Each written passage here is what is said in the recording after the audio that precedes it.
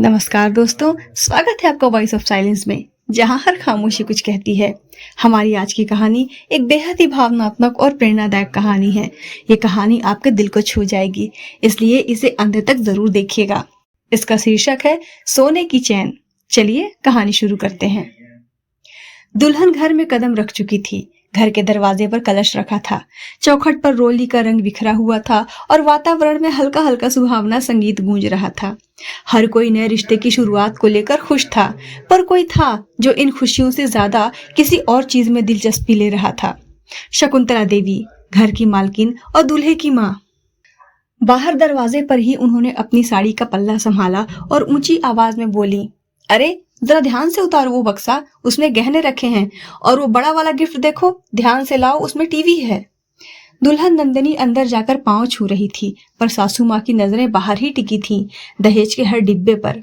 उनके चेहरे पर एक आत्मसंतुष्टि झलक रही थी। वाह भाई, मेरे बेटे की तो किस्मत खुल गई, उन्होंने मन ही मन कहा।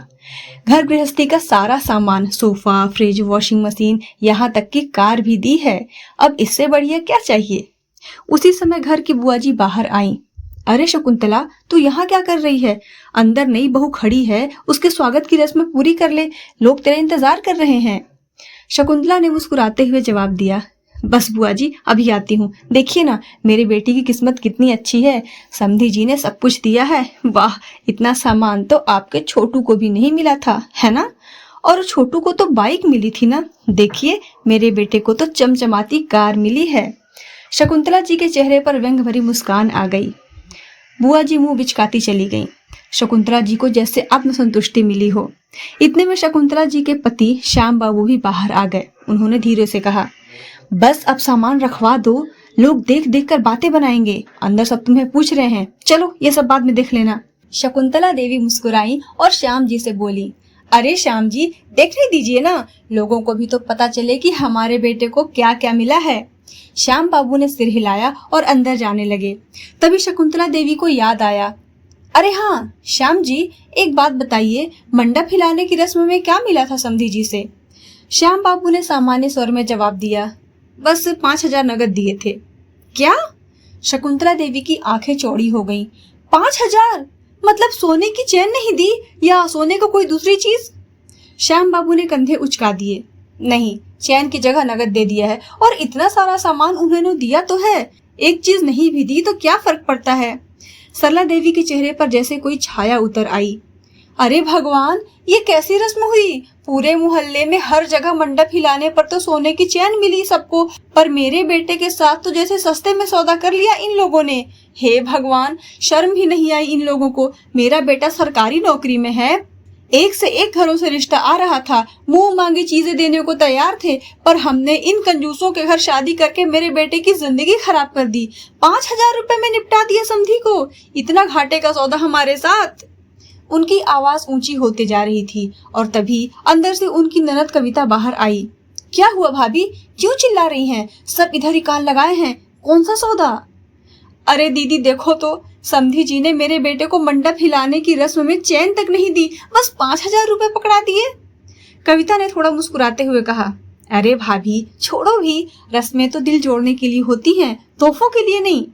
नहीं दीदी, शकुंतला देवी ने बात काटी, रिश्ते की इज्जत भी कोई चीज होती है। मेरे बेटे की सरकारी नौकरी है, इतने अच्छे रिश्ते छोड़कर हमने ये रिश्ता तय किया और बदले में हमें ये मिला, 5,000। धीरे धीरे यह बात घर की और औरतों तक पहुंच गई।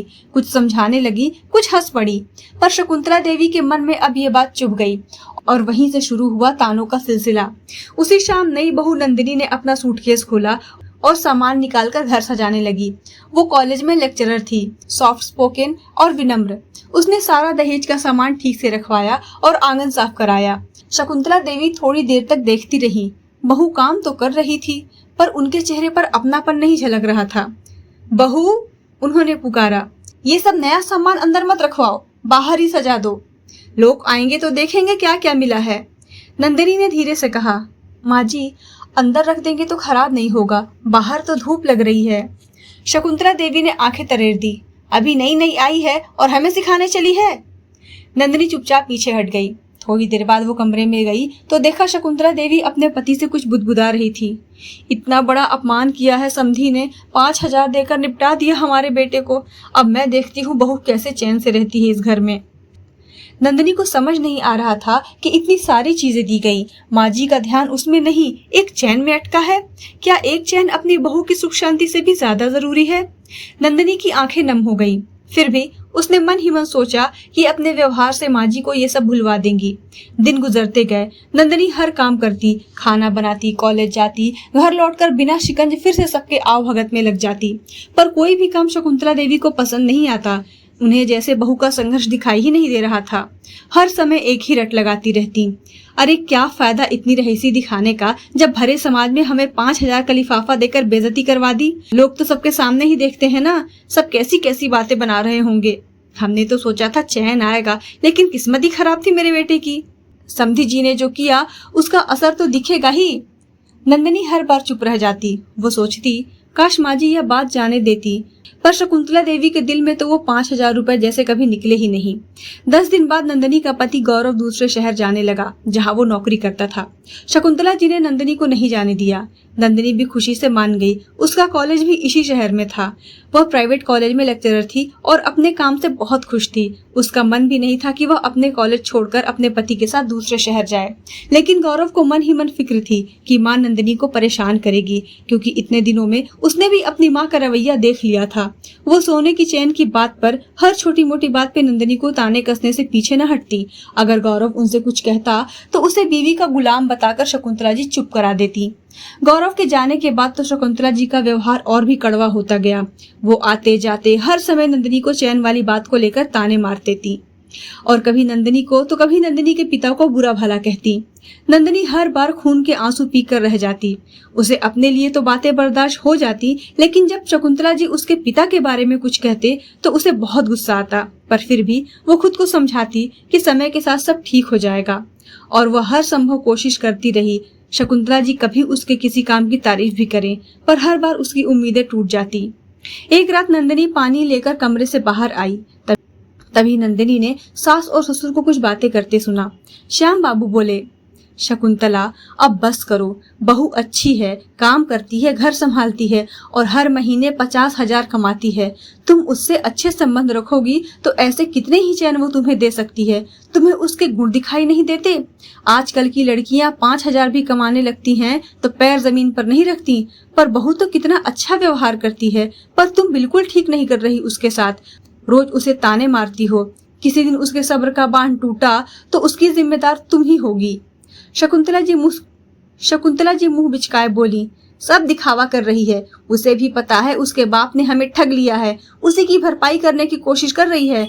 पर जो भरे समाज में हमारी बेइज्जती हुई है वो इससे ठीक हो जाएगी क्या? और आपके घर आकर कोई कुछ नहीं देखता? चार समाज में क्या हो रहा इसी बात पर सबका ध्यान होता है। और कौन सा बहुत अलग काम कर दे रही है? दुनिया की सारी बहुएं ये करती हैं, ये सब तो उसे करना ही पड़ेगा। श्याम बाबू ने गहरी सांस ली। इज्जत पैसे से नहीं आती शकुंतला, और अगर तुम्हें लगता है उन्होंने हमें सस्ते में निपटाया है तो ये तो सोचो कि उन्होंने अपनी पढ़ी लिखी, कमाऊ और सबसे बढ़ के संस्कारों से भरी बेटी दी है। वही हमारी सबसे बड़ी दौलत है। पर शकुंतला जी के कान में जूं भी न रेंगा।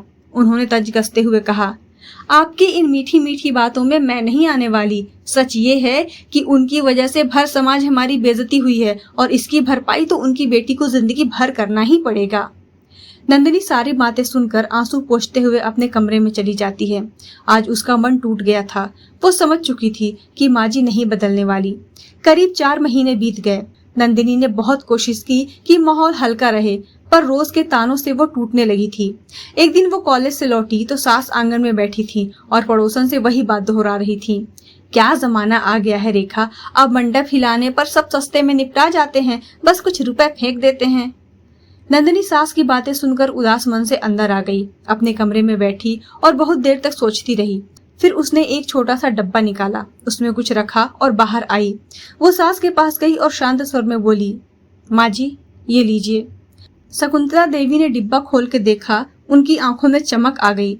उस डिब्बे में एक सोने की चैन रखी थी। ये क्या है? वो चैन आपको मंडप हिलाने की रस्म में नहीं मिली थी, वो है। अब कोई कमी तो नहीं रह गई ना? शकुंतला जी चैन हाथ में लेकर तौलने लगी और बनावटी मुंह से बोली, हाँ ठीक है, उतना भारी भी नहीं है, हल्का ही है, पर ठीक है, चलो दिया तो। नंदिनी गंभीर होकर बोली, अब आपको जो चाहिए था वो मिल गया ना माँ जी, अब मुझे इजाजत दीजिए। शकुंतला देवी सकपका गई। क्या मतलब? मतलब अब कोई गिला नहीं है नमा जी आपको जो चाहिए था वो दे दिया। अब मैं जा रही हूँ अपने पति के पास। मैंने यहाँ बहुत सहा, पर अब और नहीं। शकुंतला देवी ने चौंक कर पूछा, क्या मतलब जा रही हो? तुझे किसने कहा जाने को? ऐसे कैसे अपने मन से चली जाएगी? किसी ने नहीं कहा माँ जी, दिल ने कहा। मुझे भी अब चैन चाहिए, मन का चैन। आपको जो चाहिए था वो मिल गया, अब मुझे जो चाहिए मैं वो लेने जा रही हूँ, सुकून। शकुंतला जी तंज कसते हुए बोली, जब तेरी नौकरी यहाँ है तो तू वहाँ कैसे जा सकती है? नंदिनी बोली, मैंने नौकरी छोड़ दी है, मुझे अब सुकून से अपने पति के पास रहना है। नौकरी तो मुझे वहाँ भी मिल जाएगी, भले ही कम कमाऊंगी, पर मन की शांति तो रहेगी। श्याम बाबू तभी कमरे से निकले। वो सब सुन चुके थे। उन्होंने हल्की मुस्कान के साथ कहा, शकुंतला बधाई हो, तुम्हें आखिर वो चैन मिल ही गया जो तुम इतने दिनों से ढूंढ रही थी। शकुंतला देवी का चेहरा जैसे पत्थर बन गया। उनके सामने रखी सोने की चैन अब उन्हें मिट्टी लग रही थी। नंदिनी सीधे अपने कमरे में चली जाती है, अपना सामान बांधती है और बाहर आकर श्याम बाबू का आशीर्वाद लेती है। बाबूजी, मैं चलती हूँ, 1 घंटे बाद फ्लाइट है। मैंने इन्हें बता दिया है, वो मुझे लेने एयरपोर्ट आ जाएंगे। मेरी चिंता मत कीजिएगा। श्याम बाबू ही बहुत खुशी खुशी आशीर्वाद देकर विदा कर देते हैं। नंदिनी शकुंतला जी के पास भी नहीं जाती, सीधे घर से निकल जाती है। कुछ महीनों बाद घर सूना हो गया था। नंदिनी अब अपने पति के पास थी, वही नौकरी भी मिल गई थी। श्याम बाबू दिन भर चुप रहते और शकुंतला देवी खिड़की के पास बैठी पुरानी बातें सोचती। कभी कभी वो उसी चैन को देखती जिसे वो अपनी इज्जत समझती थी। अब वो चैन उनके गले में नहीं, अलमारी में पड़ी थी, पर उसके बदले में उन्होंने जो खोया था वो कहीं नहीं मिल सकता था। श्याम बाबू ने एक दिन कहा, शकुंतला, अब तो तुम्हें सब मिल गया, चैन भी और सन्नाटा भी, अब क्यों उदास रहती हो? शकुंतला देवी की आंखें भर आईं। उन्होंने आसमान की तरफ देखा और बस एक बात बुदबुदाई, काश मैंने सोने की चैन को इतना बड़ा मुद्दा न बनाया होता, तो आज मेरे घर में भी सन्नाटा नहीं, बहू के पायल और चूड़ियों की आवाज खनकती, उसकी हंसी गूंजती। दोस्तों, क्या नंदिनी ने सही किया?